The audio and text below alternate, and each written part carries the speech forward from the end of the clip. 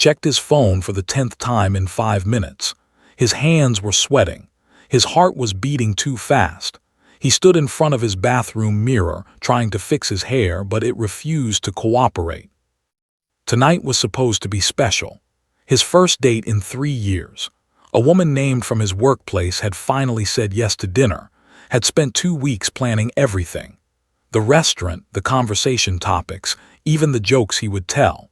He was 27 years old, worked as a marine biologist in a small coastal town, and had absolutely no luck with women. His phone buzzed. He looked at the screen, a message from, "Sorry, something came up. Can't make it tonight, maybe next time." Stared at the words. He read them again, then once more. The hope in his chest collapsed like a building made of cards. He sat down on his bed and laughed quietly. It was not a happy laugh. It was the laugh of a man who expected nothing and still felt disappointed. He changed out of his nice clothes and put on an old sweater and jeans. There was no point in staying home and feeling sorry for himself. He grabbed his car keys and drove toward the coast. The beach always helped him think. The sound of waves had a way of making his problems feel smaller. The night was dark and cold. Winter was coming and the wind carried the smell of salt and rain. Parked his car near an empty stretch of beach. No tourists came here. It was too far from the city, too quiet, too lonely. Perfect for him. He walked along the sand, his shoes leaving prints that the waves quickly washed away. The moon hid behind thick clouds. Only the distant lights of fishing boats broke the darkness. Then he saw it. A streak of light cut across the sky. At first, thought it was a shooting star. But it was too bright, too large, and moving too strangely. It curved, changed direction, and then plunged straight into the ocean about 300 meters from the shore. The impact created a massive splash. Steam rose from the water. The sound reached a second later, a deep boom that shook his chest. He stood frozen. His brain told him to run, to call the police, to do anything except what he did next. He ran toward the water. Was a strong swimmer.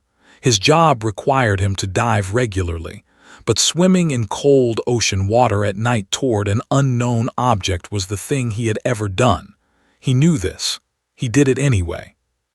The water was freezing. His muscles screamed in protest, but he kept swimming, guided by the fatting glow beneath the surface. As he got closer, he saw it clearly.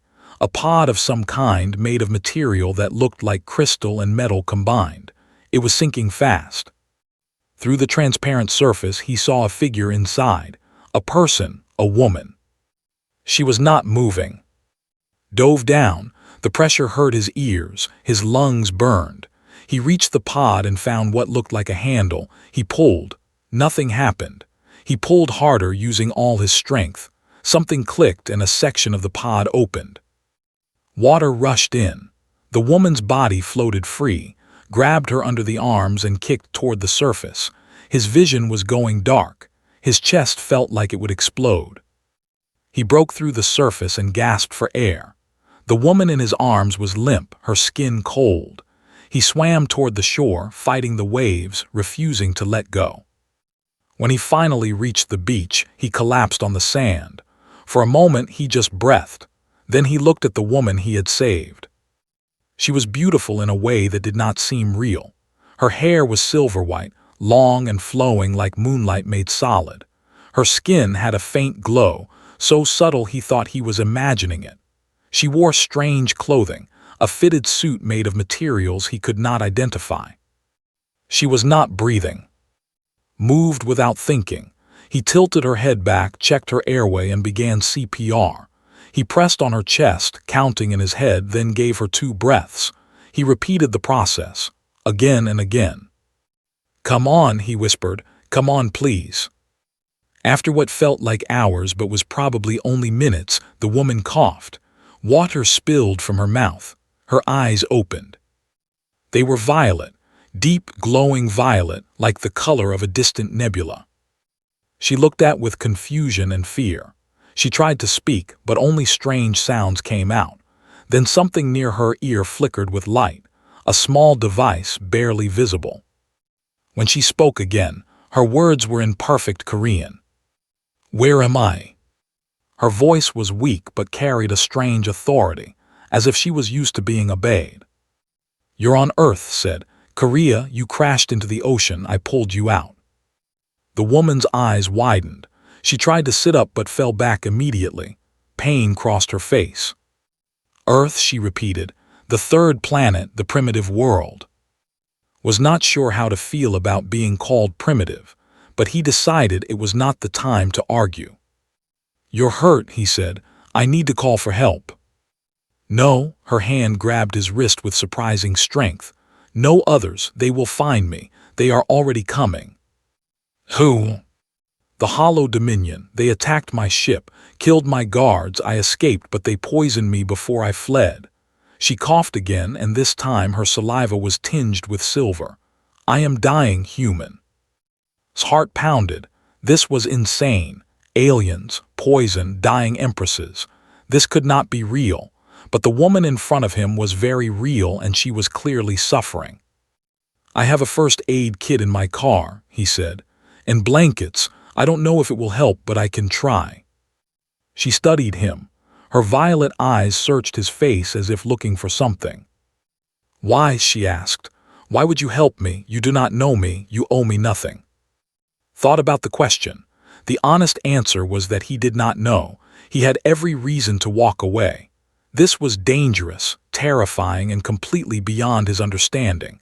But he looked at this strange woman, alone and dying on a foreign world, and he saw something familiar. Loneliness. "Because you need help," he said simply, "and I'm here." Something changed in her expression. The suspicion faded, replaced by something softer. "I am," she said, "Empress of the Astral Sovereignty, ruler of 4,000 star systems, and tonight my life rests in the hands of a human who does not even know my name." Blinked Empress, 4,000 star systems. His brain refused to process this information. He said, "I study fish." Despite her pain, despite everything, laughed. It was a quiet, surprised sound, as if she had forgotten how. "Then, who studies fish, I hope your knowledge is enough. Because if I die tonight, so does half the galaxy." Ran to his car. He grabbed every blanket, every piece of clothing, every supply he could find. He built a small shelter against the rocks, away from the wind. He cleaned her wounds as best as he could, though they looked like nothing he had ever seen. He gave her water. He talked to her, kept her awake, made her focus on his voice. The night was long and cold. Several times stopped breathing and had to revive her again. Each time she came back a little weaker. But she kept fighting, and so did he. When the first light of dawn touched the horizon, his breathing finally steadied. The silver color faded from her lips. Her eyes opened, clearer than before. She looked at this exhausted, ordinary man who had spent the entire night saving her life. "You have no idea what you have done," she whispered. Smiled tiredly. "Honestly, no, but you're alive, that's enough for me." Reached up and touched his face. Her fingers were cold but gentle.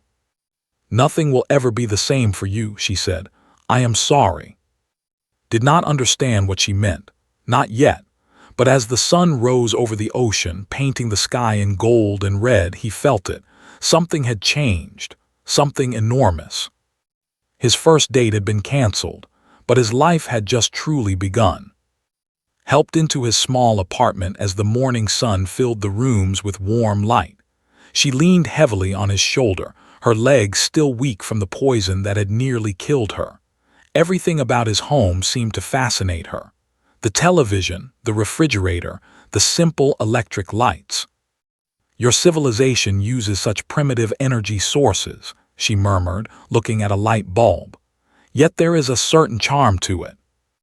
"Thanks, I think," said, lowering her onto his couch. He made her tea because he did not know what else to do. She held the cup in both hands and drank slowly. Color was returning to her face. The faint glow in her skin was stronger now. "I need to explain something to you," said. "Something important about what happened last night." sat across from her. He had not slept at all. His body was exhausted, but his mind was too active to rest. An alien empress was sitting in his living room. Sleep could wait. "The astral sovereignty is ancient," began.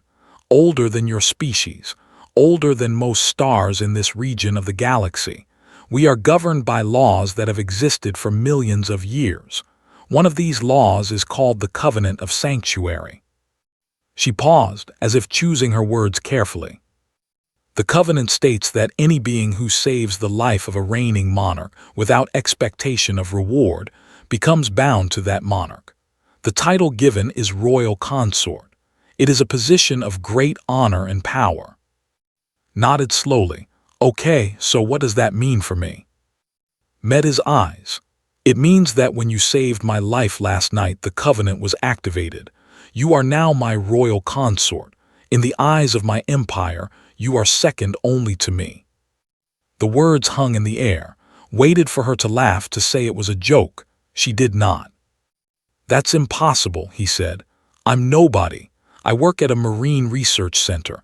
I can barely manage my own apartment. I can't rule anything. The covenant does not care about your qualifications. It only recognizes the act. You saved me when you had no reason to. You asked for nothing. That purity of action is exactly what the ancient lawmakers intended to reward." Stood up and walked to the window. Outside, the world looked exactly the same as yesterday. Cars drove past, people walked their dogs, children went to school, everything normal, everything unchanged. Except everything had changed. "Can I refuse?" he asked quietly. "No." He turned around. "What happens if I try?" His expression became sad. "The covenant binds our life forces together. If you reject the bond completely, both of us will die. My people believed this would prevent anyone from exploiting the law. They never imagined someone might simply not want the power." Laughed, but there was no humor in it. "So I either become the ruler of an alien empire or we both die. Those are my options." "Yes." He sat back down and buried his face in his hands. This was too much. Yesterday he was worried about a dinner date. Today he was tied to the fate of 4,000 star systems. "There is more," said gently. "The Hollow Dominion knows I survived. They traced my escape pod to this planet. They are coming." As if to prove her words, the ground shook. A deep rumbling sound came from somewhere in the distance. Ran to the window and looked outside. In the sky, 3 dark shapes descended through the clouds. They were not aircraft. They were something else entirely. Sleek, black, organic-looking vessels that seemed to absorb the light around them. "They found us," whispered. Within minutes, explosions began. Not in the city center, but in the surrounding areas. The Dominion was searching, destroying anything that might hide their target. "We need to run," said. Shook her head. "Running is pointless. They will track my biosignature anywhere on this planet. We need to reach a relay station." "A what?" "Centuries ago, my scouts visited this world. They left behind a hidden communication station in your mountains. If we can reach it, I can send a signal to my fleet." Grabbed his car keys without hesitation. "Where in the mountains?" Closed her eyes and concentrated. "Northeast. Approximately 100 kilometers from here. I can sense it." They left the apartment and got into his old car. As they drove through the streets, chaos surrounded them. People were running, screaming, pointing at the sky. The dark ships moved slowly overhead, scanning, searching. Drove faster than he had ever driven in his life. He took back roads, avoided main highways, and trusted directions even when they led through forests and unmarked paths. "Tell me about these Dominion people," he said, needing to understand what they were facing. "They are not people," replied. "Not anymore. The Hollow Dominion was once a civilization like any other, but they discovered a way to extend their lives by consuming the life force of other beings. Over time, they became monsters. They have destroyed hundreds of worlds, absorbed trillions of souls, and their hunger is endless. Why are they after you specifically? Because I am the only thing standing between them and the rest of the galaxy. The sovereignty has held them back for. If I fall, the war is lost. They drove for hours. The mountains grew larger on the horizon. The dark ships fell behind, still searching the coastal areas, but knew their luck would not last forever. As the sun began to set, they reached a remote valley. Ancient trees surrounded them. The air was cold and thin, pointed to a cliff face that looked like solid rock. There, she said, behind that wall. Parked the car and helped her walk toward the cliff. She placed her hand on the stone and spoke words in a language he did not understand. The rock shimmered and dissolved, revealing a hidden entrance. Inside was a chamber filled with strange technology. Crystals floated in the air. Lights pulsed in patterns that seemed almost alive. In the center stood a tall pillar covered in symbols. Approached the pillar and began working the controls. Her fingers moved quickly, activating systems that had been dormant for centuries. The signal is weak, she said. My fleet is far away, it will take time. How much time? Hours, maybe longer. Looked at the entrance, then we wait. They sat together in the alien chamber, surrounded by technology beyond human understanding. Outside, the sky darkened. The sound of the Dominion ships grew closer. They were expanding their search. I want to ask you something, said after a long silence. Go ahead. Why did you save me? The truth. Thought about the question. He remembered standing on that beach, seeing the light fall from the sky, swimming into the freezing water without knowing what he would find. I don't know, he admitted. I just did it. I didn't think about why. You were drowning, I was there, it was that simple. Studied his face in the soft light of the crystals. I have lived for 3,000 years, she said. I have ruled empires, commanded fleets, made decisions that affected billions of lives.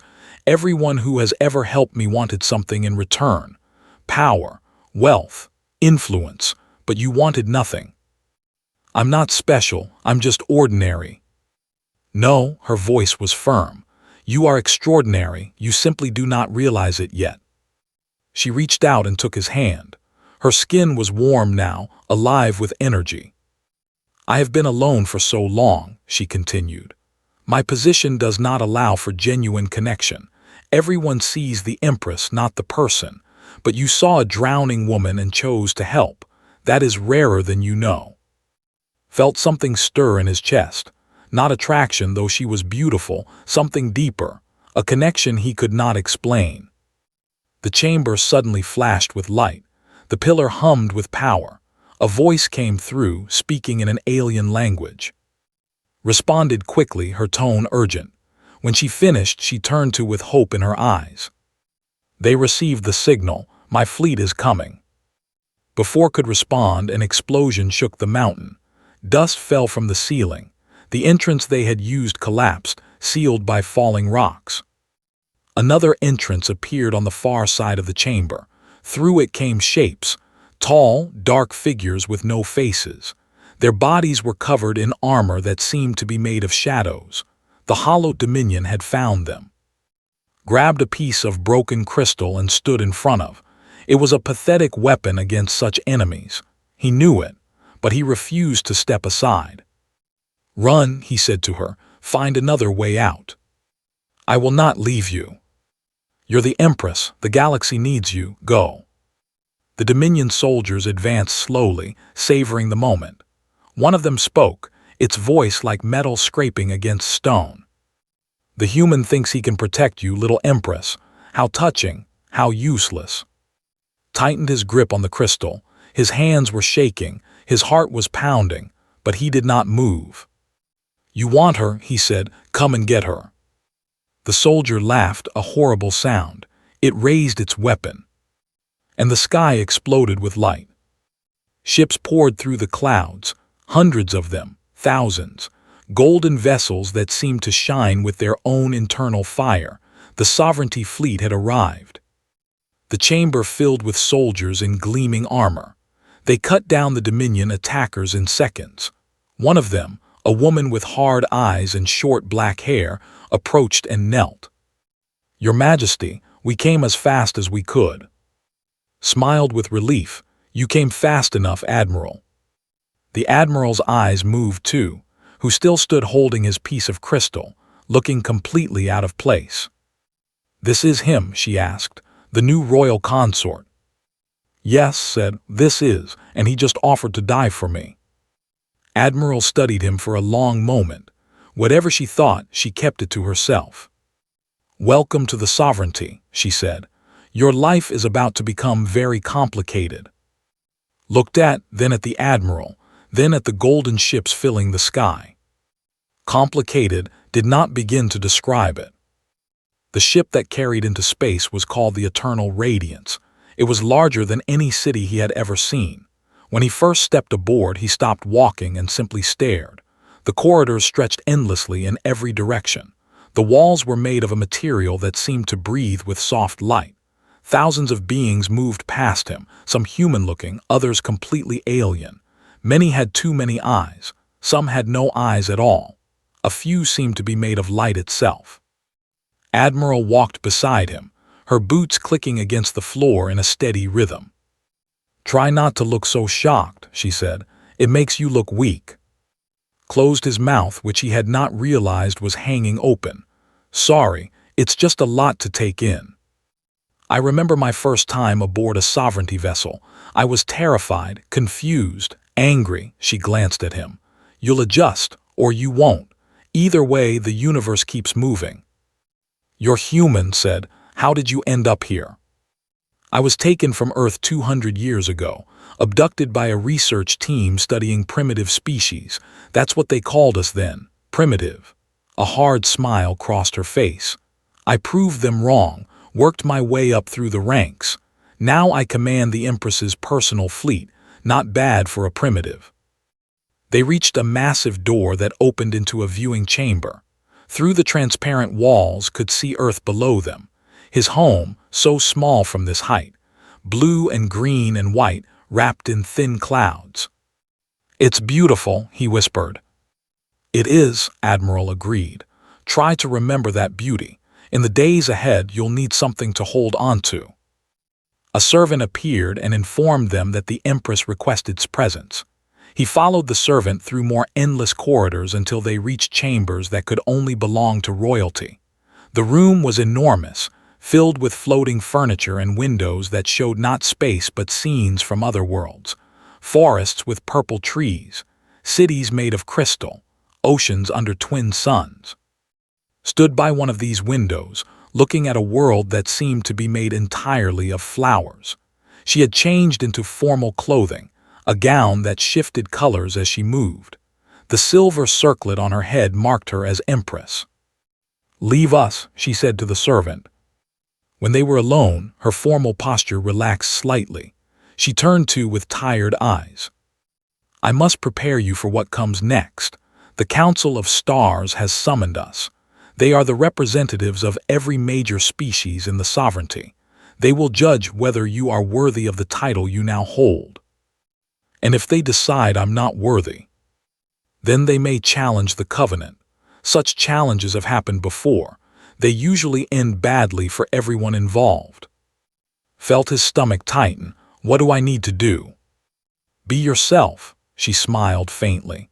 "I know that sounds simple, but the Council is very good at seeing through deception.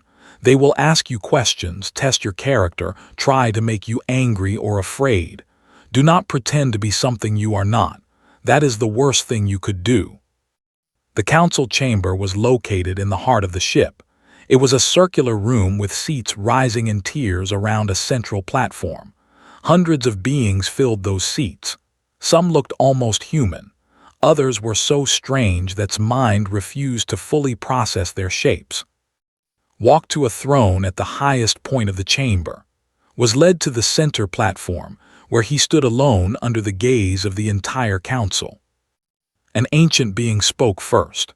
It had no body that could see, only a voice that seemed to come from everywhere at once. "Human, you stand before the Council of Stars as claimant to the title of Royal Consort. This title carries weight, Responsibility. Power. We must determine if you are worthy. Swallowed hard, I understand. First question, what do you know of the astral sovereignty? Almost nothing, admitted. I learned it existed 2 days ago. Murmurs spread through the council. Some sounded amused, others sounded offended. Second question, what skills do you possess that would benefit the sovereignty? Thought carefully. I study fish, I'm good at swimming, I can cook simple meals, I know basic first aid. He paused. I don't think any of that helps you. More murmurs, louder this time. A creature with 4 arms and skin like blue stone leaned forward. Third question. The Empress commands armies that number in the trillions. She rules worlds you cannot even imagine. What makes you think you deserve to stand beside her? The question hung in the air, felt the weight of every eye in the chamber pressing down on him. I don't, he said. Silence. I don't deserve anything, continued. I'm not smart enough for this. I'm not strong enough. I'm not important enough. 2 days ago, I was worried about a dinner date. Now I'm standing in front of beings who have lived for thousands of years being asked to prove my worth. I can't do that. I don't have worth, not by your standards. He took a breath. But I was there.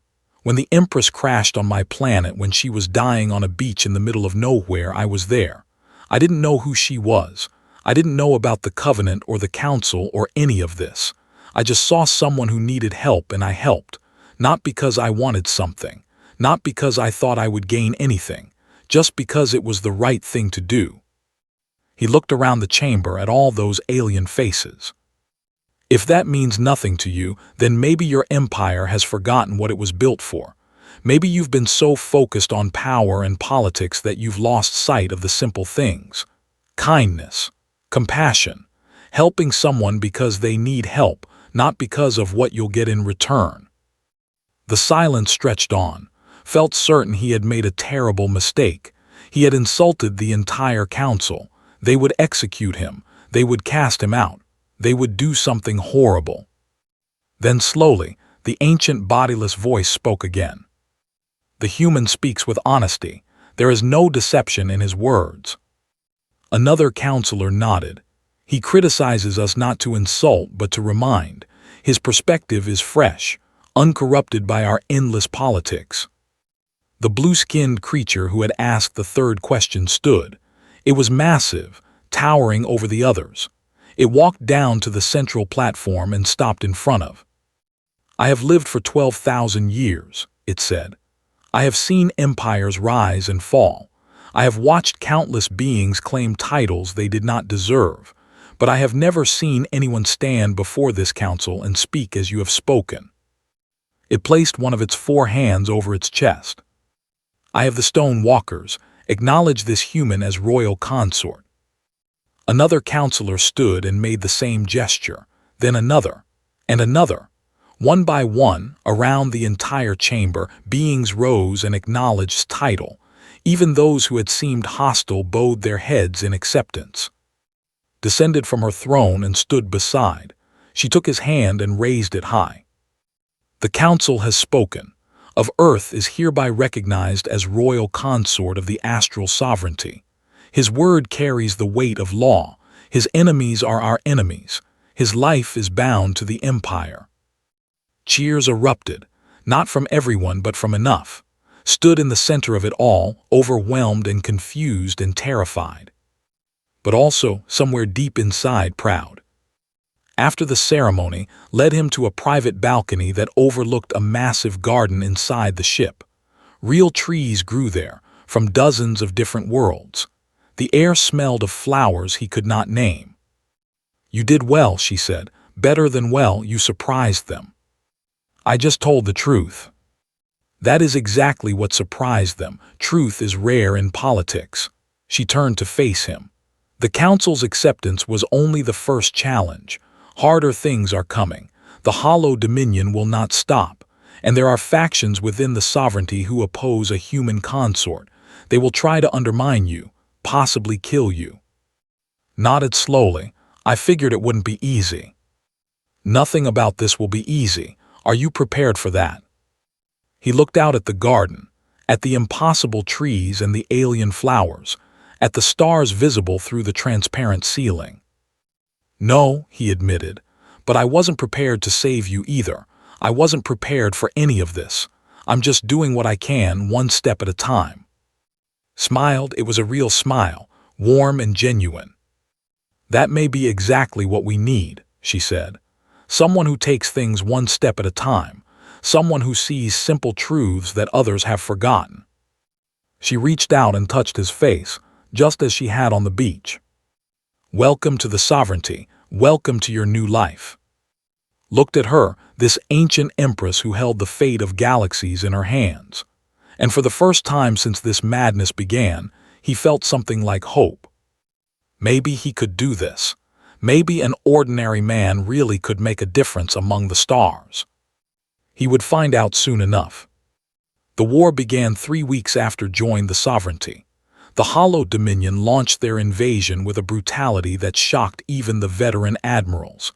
They struck 12 worlds simultaneously, consuming everything in their path. Billions of lives gone in a matter of hours. Watched the reports come in from the command center of the Eternal Radiance. Holographic displays showed planet after planet falling dark. Each light that disappeared represented a world that no longer existed. He felt sick to his stomach. Admiral stood beside the tactical table, her jaw tight with anger. Around her, other commanders argued about strategy, where to send the fleets, which worlds to defend, which worlds to sacrifice. We cannot protect everything, one admiral said. He was a tall being with silver scales covering his body. We must choose our battles carefully. If we retreat, we show weakness, another argued. The Dominion feeds on fear as much as flesh. Sat on her command throne, listening to the debate. Her face revealed nothing but could see the exhaustion in her eyes. She had been awake for days, making decisions that would determine the fate of billions. Stayed quiet. He was still learning, still trying to understand how everything worked, but something bothered him, something about the pattern of attacks. He studied the holographic map more closely. The Dominion was not attacking randomly. They were targeting specific worlds. He noticed that each world had something in common: high population, dense cities, billions of people living close together. They're not trying to conquer territory, he said quietly. The argument stopped. Everyone turned to look at him. What did you say? Admiral asked. Felt his face grow warm under all the attention, but he pushed forward. I've been watching the pattern. They're not attacking strategic military targets. They're not going after resources or important locations. They're only attacking worlds with huge populations. The silver-scaled admiral snorted. Of course they attack populated worlds. More people means more life force to consume. That is obvious. Right, but think about what that means. Walked closer to the display. They're not trying to beat us in a traditional war. They're trying to feed. The invasion is not really an invasion. It's a harvest. Leaned forward on her throne. Continue. On Earth, we have predators that follow prey to their feeding grounds. Sharks go where fish gather. Lions go where herds drink. The Dominion is doing the same thing. They're going where the food is densest. So what if we remove the food? Silence filled the room. You're suggesting we evacuate billions of people? Admiral asked. Yes, we evacuate the targeted worlds. Move everyone to smaller colonies spread across space. When the Dominion arrives, they find empty cities. No life force to consume. They wasted energy and time for nothing. The logistics alone would be impossible, the Silver Admiral said. We cannot move that many people that quickly. We don't have to move everyone permanently, just temporarily, just long enough to set a trap, pointed at a cluster of stars on the map. We evacuate these 3 worlds. Let the Dominion know somehow that they're still full of people. When their fleet arrives to feed, we collapse artificial singularities and destroy them. More silence. Then slowly, Admiral began to nod. Black holes, she said. We lure them into a kill zone and destroy their fleet with gravitational weapons. It's insane, the Silver Admiral said. Yes, agreed, it is. She stood and walked down to stand beside, but it might also be brilliant.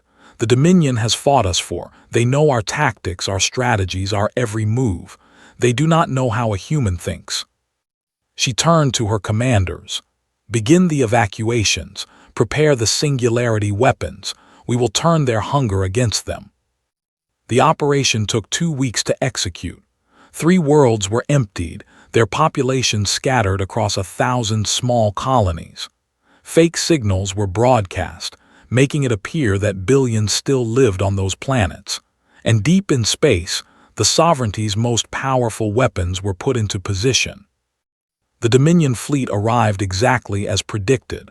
Hundreds of their black ships descended on the empty worlds, eager to feed. They found nothing. Confused, they spread out, searching for the prey that should have been there. That was when the trap closed. The singularities collapsed simultaneously, creating 3 small black holes that tore the Dominion fleet apart.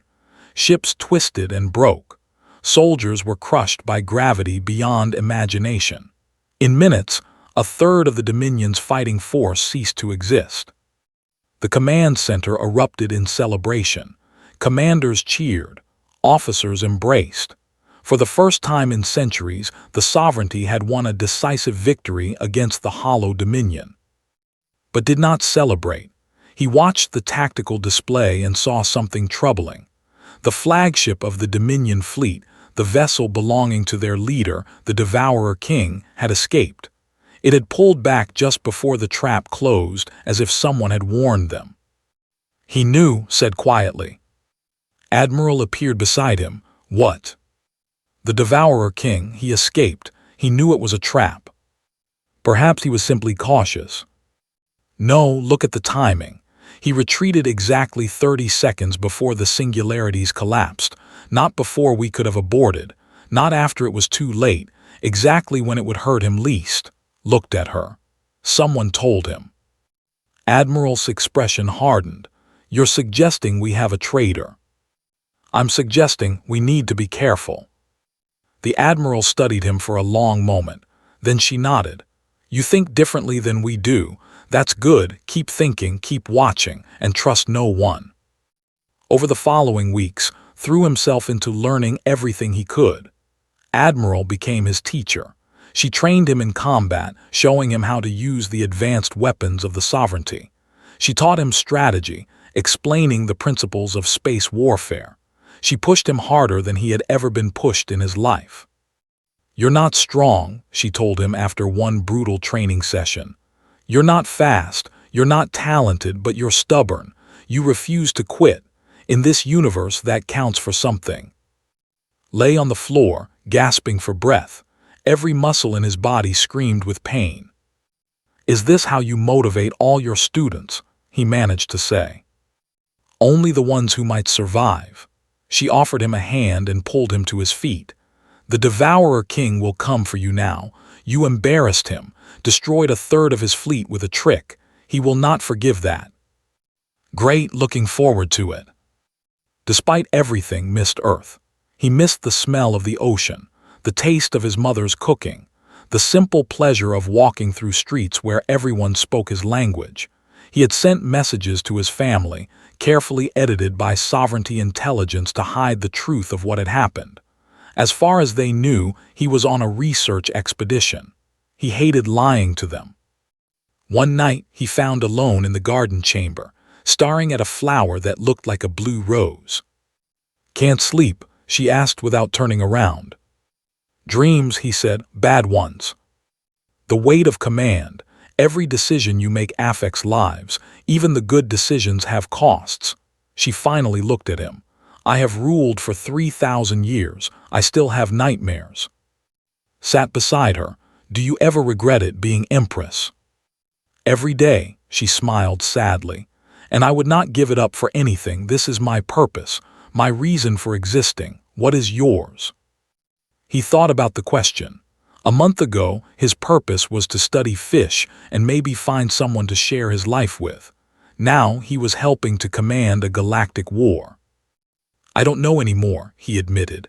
"I thought I knew who I was. Turns out I was wrong." Or perhaps you were always more than you realized. Perhaps you simply needed the right circumstances to discover it. She reached over and took his hand. Her touch was warm now, comfortable, familiar. "The war is not going well," she said quietly. "Despite our victory, the Dominion is still stronger.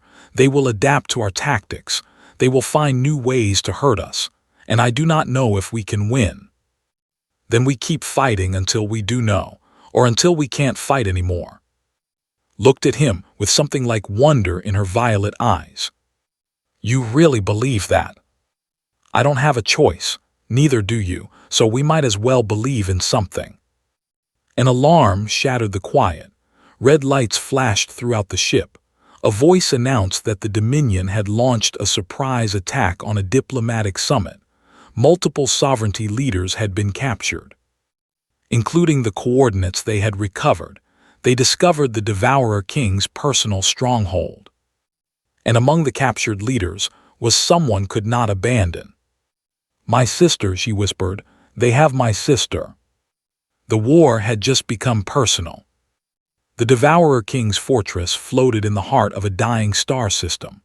The sun had been drained of its energy centuries ago, leaving behind a cold, dark remnant that cast no light.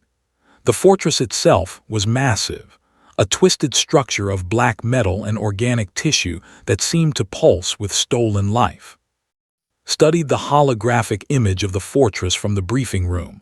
Around him sat the strike team that would attempt the rescue mission. 50 soldiers, the best the sovereignty had to offer. Admiral commanded them personally. Had wanted to lead the mission herself, and the Admiral had both refused to allow it. The Empress was too valuable to risk. If she died, the sovereignty would collapse. "You cannot stop me from going," had argued. "No," had replied, "but I can go instead. Your sister needs to be rescued. Your people need you to survive. Let me do this." In the end, she had agreed. But the look in her eyes when she said goodbye told everything he needed to know. She expected him to die. She was letting him go anyway because there was no other choice. The strike team launched in a small, fast ship designed to avoid detection. They approached the fortress from the shadow side of the dead star, using the darkness to hide their approach. Every soldier was silent, focused, prepared. Wore armor that Admiral had given him. It was made for humans, taken from the sovereignty's collection of artifacts from Earth abductions over the centuries.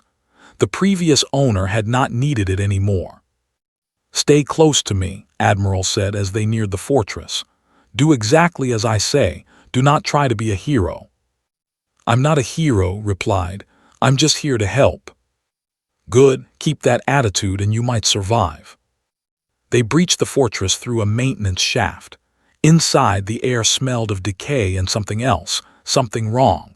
The walls seemed to move slightly, as if breathing. Organic tubes ran along the corridors, carrying glowing fluid that might have been blood. The team moved silently through the structure. They encountered guards, Dominion soldiers who had once been people but were now hollow shells driven by hunger. The sovereignty soldiers cut them down efficiently, without hesitation. Deeper and deeper they went, following signals that indicated where the prisoners were held.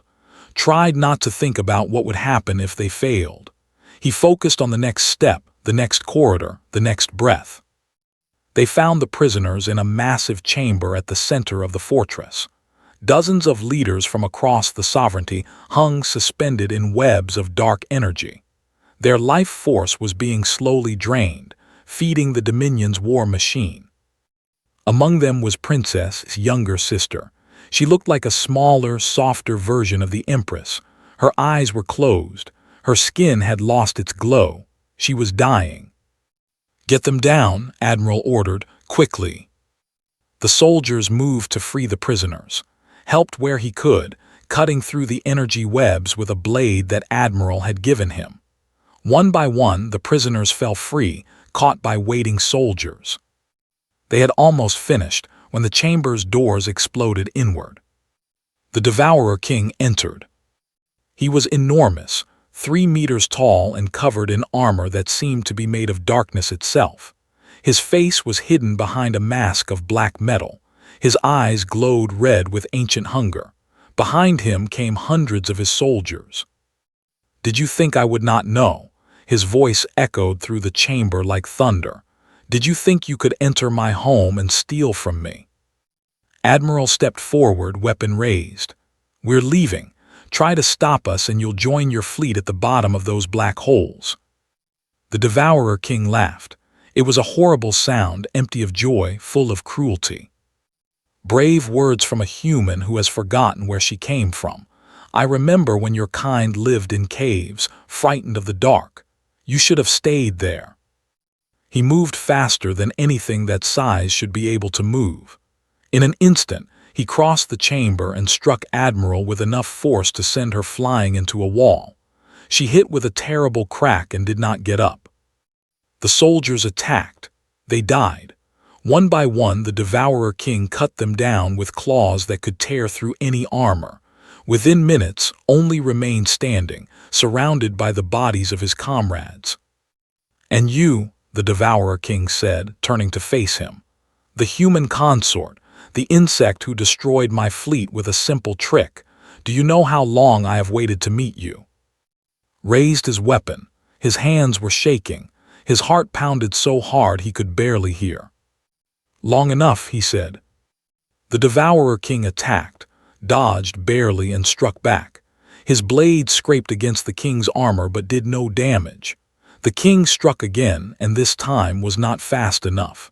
The blow caught him in the chest and threw him across the chamber. He hit the ground and felt something break. Pain exploded through his body. He could not breathe. He could not move. The Devourer King walked toward him slowly, savoring the moment. "Humans are fascinating creatures," he said. "So fragile, so brief. Yet you persist, you fight, you hope. Even now, broken and beaten, you refuse to give up. I can see it in your eyes." Tried to stand. His legs would not cooperate. He managed to get to his knees, then collapsed again. "Why?" the Devourer King asked. "Why struggle? You cannot win. You cannot even survive. What drives you?" Thought of Admiral, of all the people who had believed in him despite having no reason to.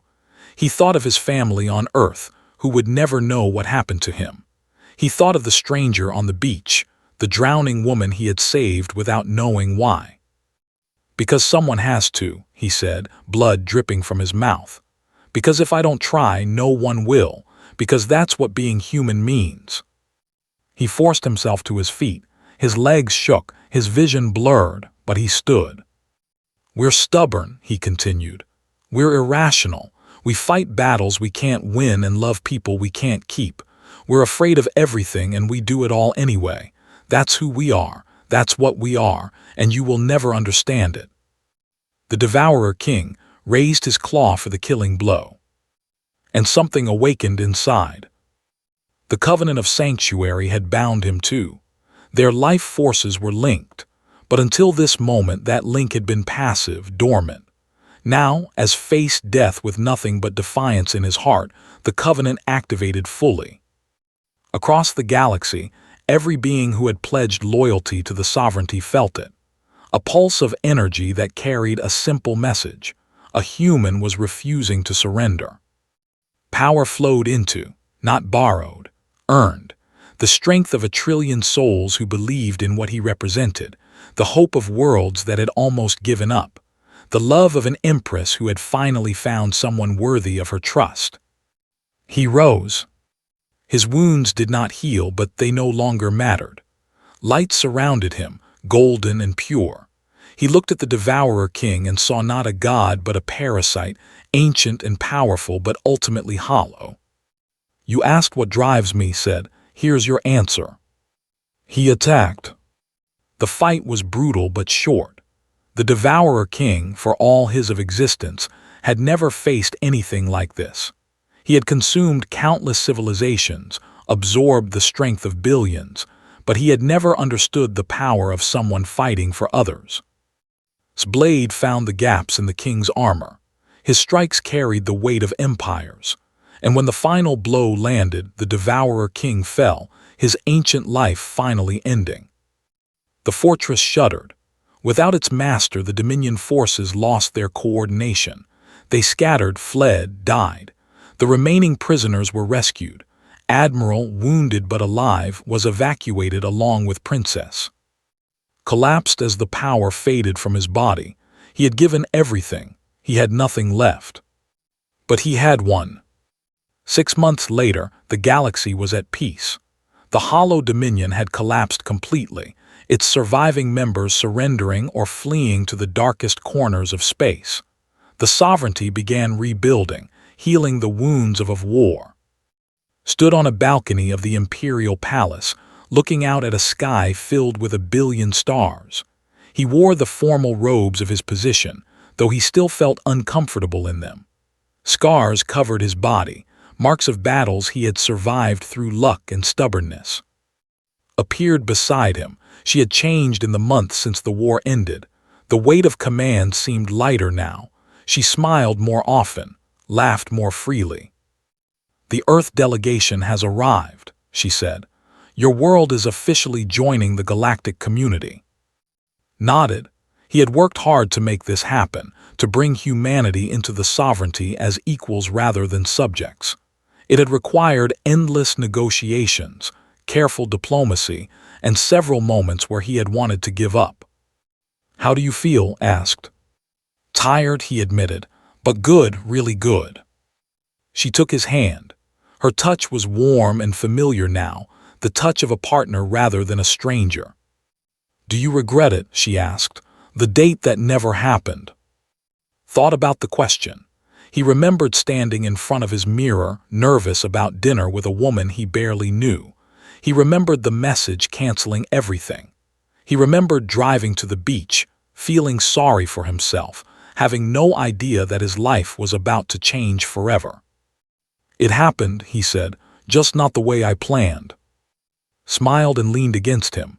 Together they watched the stars shine. Admiral had returned to Earth briefly to visit her family's graves. Generations had passed since she had been taken. Everyone she had known was long dead, but she stood before their memorial stones and told them about her life, about the wars she had fought, about the human who had changed everything. Princess recovered fully and became one of strongest supporters. She said he had the soul of a sovereignty noble born in the wrong body. He told her that was the nicest insult anyone had ever given him. And on Earth, in a small coastal town in Korea, his mother received a letter. It explained in simple terms that her son had become something more than she could have imagined, that he was happy, that he was loved, that he would visit soon when his duties allowed. She did not understand all of it, but she understood enough. Her son, the quiet boy who had always struggled to find his place, had finally found where he belonged. Among the stars, beside an empress, ruling a galaxy. An ordinary man who had become extraordinary, not through power or destiny, but through the simple choice to help a stranger who was drowning. That was his story, that was his legacy.